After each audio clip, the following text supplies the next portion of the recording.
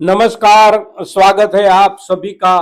आपकी अपनी चैनल भारत की बात गौतम के साथ में।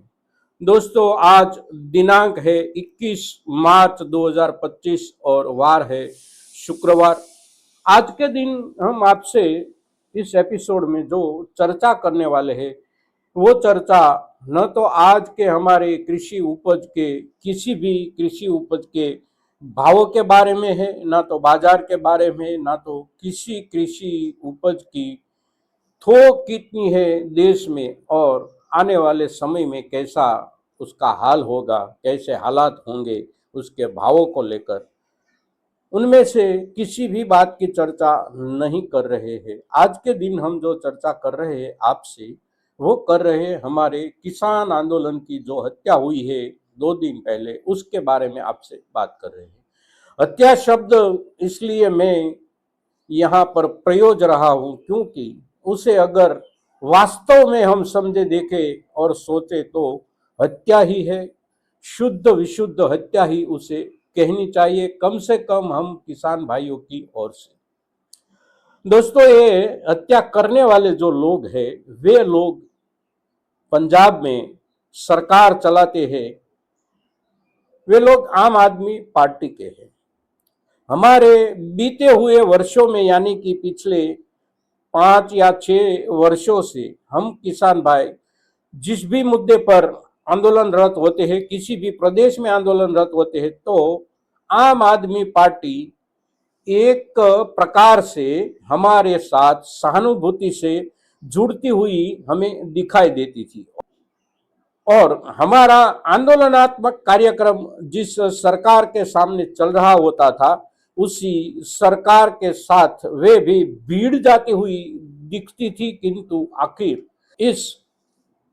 हत्या की वारदात से ये स्पष्ट हो गया कि आखिरकार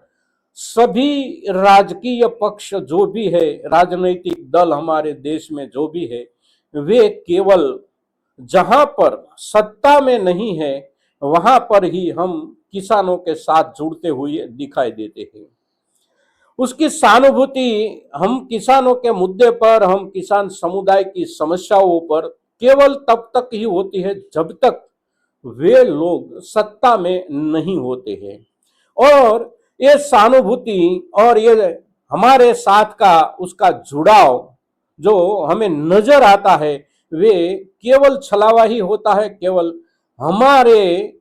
बीच में एक भ्रम बना रहे कि ये लोग हमारे आदमी है, हमारे लोग है, हमारे सहायक है, हमारे साथ एक सिंपैथी रखते, एक सहानुभूति रखते हैं, तो हम उसके साथ जुड़े रहे। और ऐसी चालाकी से वे लोग जहां पर सत्ता पर नहीं होते वहां पर हमारे साथ जुड़े हुए दिखाई देते हैं। आज तक के हमारे स्वातंत्रोत्तर भारत का जो भी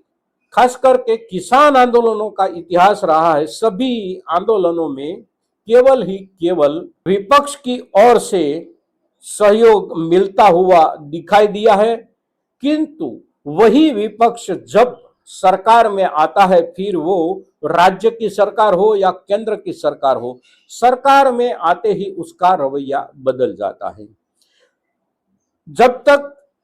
केंद्र में भाजपा की सरकार नहीं हुई थी और भाजपा की सरकार जब 2014 में हुई तो उसका जो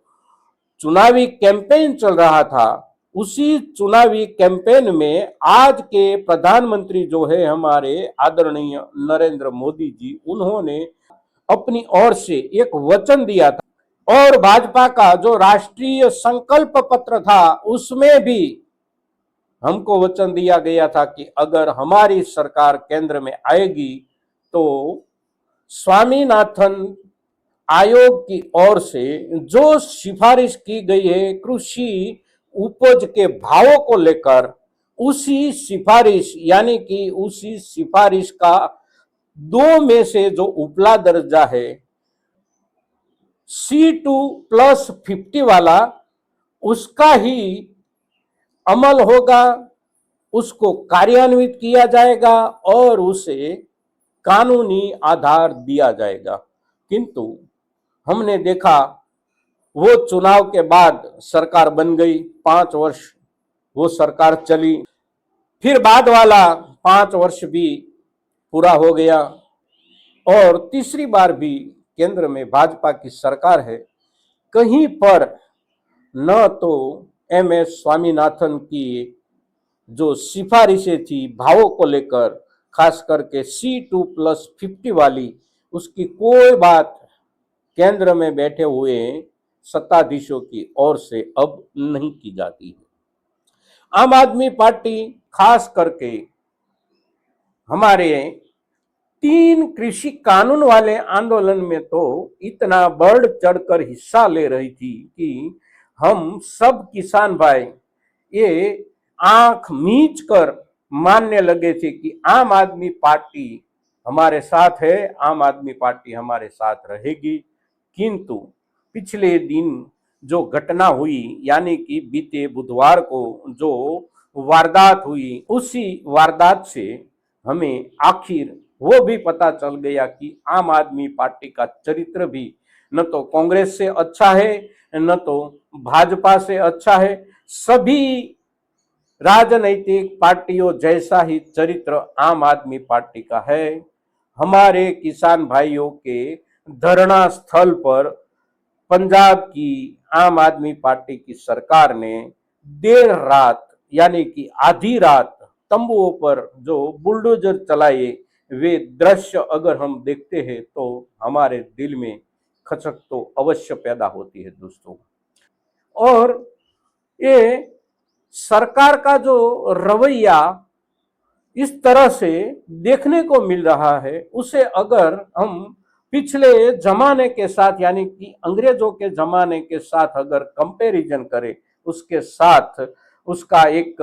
मिलान लगाए तो दृश्य कैसा दिखता है दोस्तों।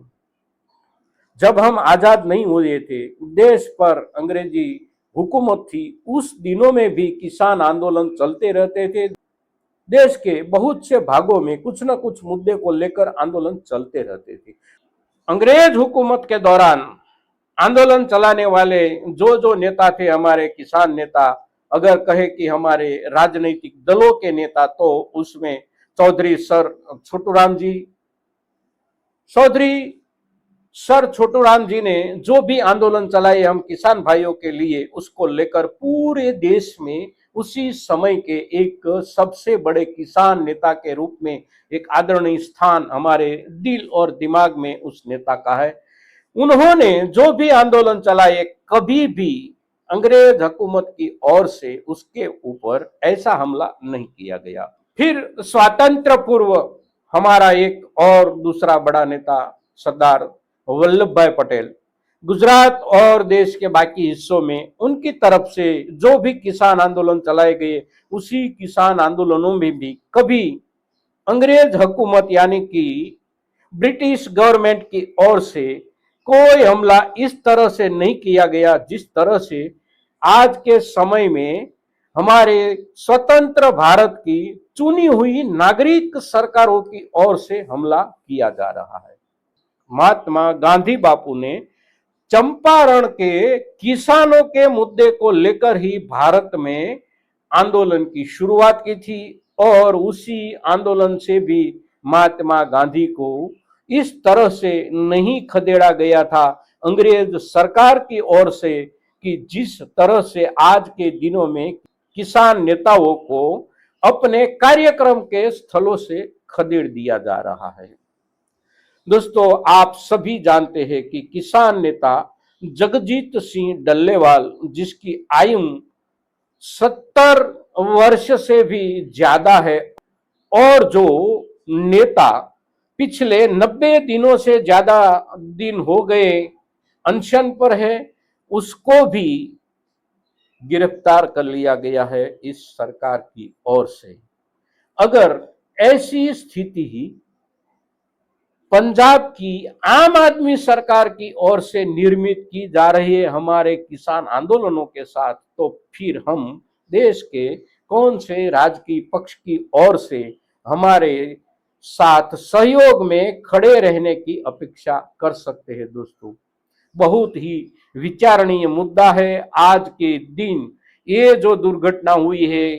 2 दिन पहले आधी रात को उसी दुर्घटना के आधार पर हम सभी किसान भाई सोचे कि हमारी स्थिति आज के दिन जो हो रही है और जो चल रही है उसमें से बाहर आने के लिए अगर हम आंदोलन ही नहीं कर सकते, सरकार तक हमारी बात भी नहीं पहुंचा सकते, तो इस स्थिति से हम बाहर कैसे आएंगे, कब आएंगे और बाहर आने के लिए हमारे पास रास्ता क्या होगा, हमारे पास संसाधन क्या होगा। दोस्तों, बहुत ही विचारणीय मुद्दा है, सोचनीय बात है और आप सभी किसान भाई इस मुद्दे पर गंभीरता से अवश्य सोचे और ज्यादा से ज्यादा हमारे किसान भाइयों तक आज का हमारा ये एपिसोड आप अवश्य पहुंचाइए, ऐसी आप सभी से एक प्रार्थना के साथ। जय हिंद, जय भारत।